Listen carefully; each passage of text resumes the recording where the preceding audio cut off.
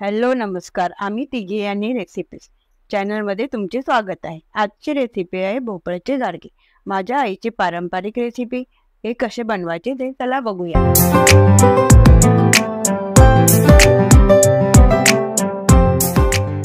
भोपळ्याचे गाडगे बनवण्यासाठी मी अर्धा किलो भोपळा घेतलाय आणि अर्धा किलो गूळ घेतलाय. भोपळा धुवून कापून निथळून ठेवलाय आणि गूळ मी तसाच ठेवणार आहे. त्यासाठी मी कुकरचा डबा घेतलाय. त्यात भोपळा आणि गूळ एकत्र शिजायला ठेवणार आहे.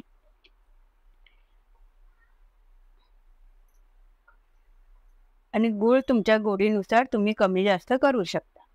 त्यासाठी मी कुकरमध्ये त्यात पाणी ओतून कुकरचा डबा ठेवला आणि शिट्टी काढून मी 15 मिनिटं तो गॅसवर ठेवणार आहे. आता गॅस लावते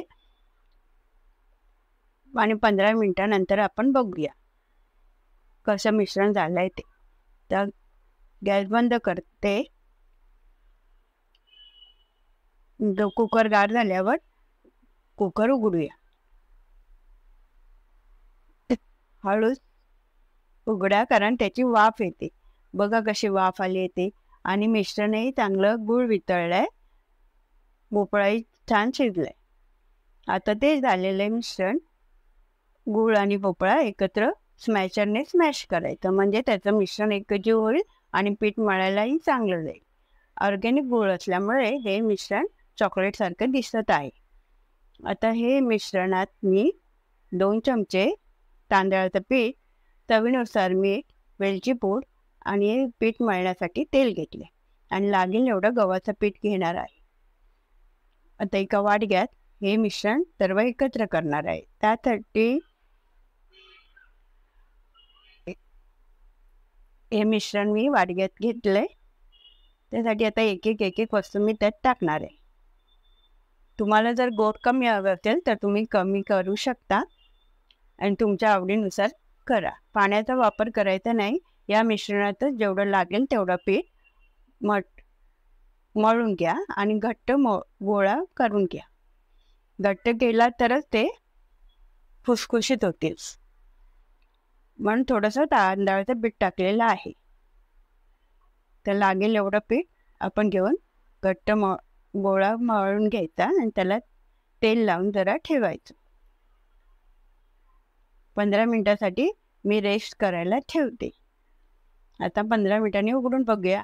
गोळा चांगला घट्ट झालाय, तर ते असे मळून घ्यायचे. आणि लोखंडाच्या कढईत मी तेल तापायला ठेवले आणि चांगलं मळून घ्यायचे, नाही तर त्याला चिरा पडतील. हे बघा, एवढा गोळा घ्यायचा. आणि जर तुम्हाला जर एवढा छोटा घ्यायचा नसेल तर तुम्ही मोठा घेऊनही वाटीने किंवा डब्याच्या साह्याने तुम्ही गाडगे करू शकता. चांगलं मळून घ्यायचं आणि तेल आणि पीठ न वापरता असे अलगदपणे ते लाटून घ्यायचे.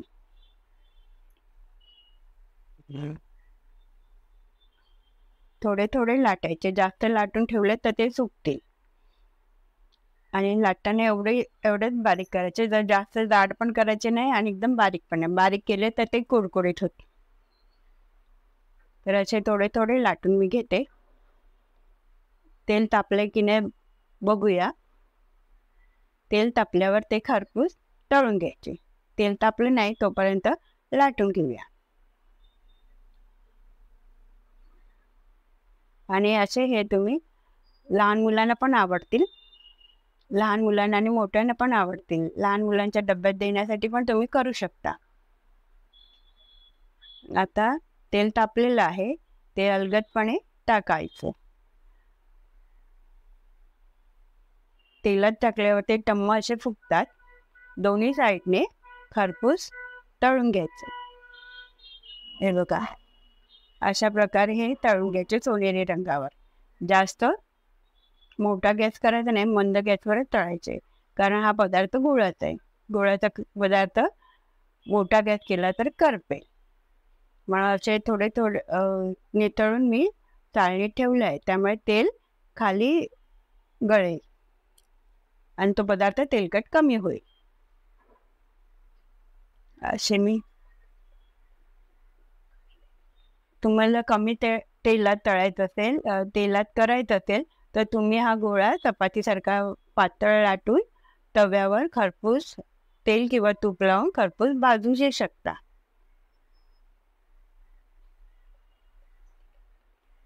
आणि ही सगळी रेसिपी गार झाल्यावर गाडगे गार झाल्यावर तुम्ही हवाबंद डब्यात ठेवू शकता. ते 4-5 दिवसही टिकतात.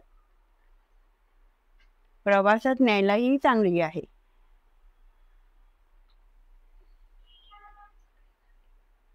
एक एक करून हे सगळे गाडगे मी तळते.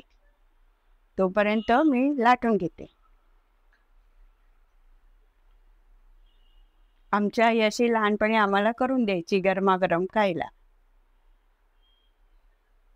तुम्ही पण बनवत असाल तर तुम्ही कसे बनवता ते आम्हाला कॉमेंटमध्ये सांगा.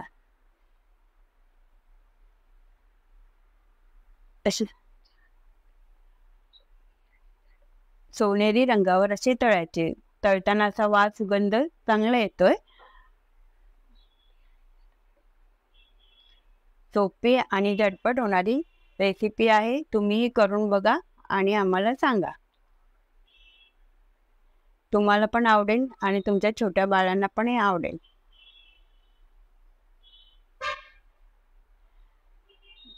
अशा प्रकारे मी हे तळून घेते आणि एक एक करून लाटते.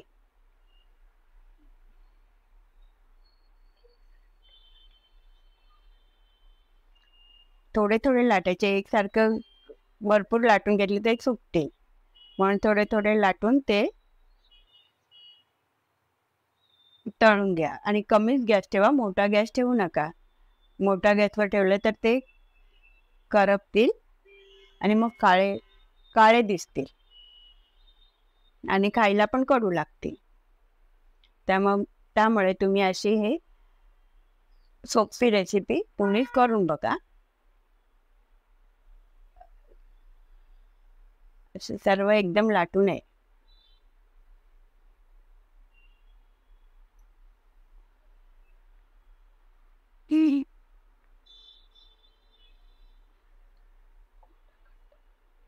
गोळा घट्ट मळूनच घ्या, नाहीतर ते मऊ पडतील.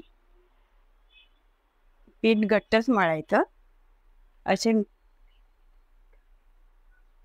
तेल ही निथळूनच चाळणी ठेवा, म्हणजे ते तेल खाली जाईल, तेलकट होणार नाही.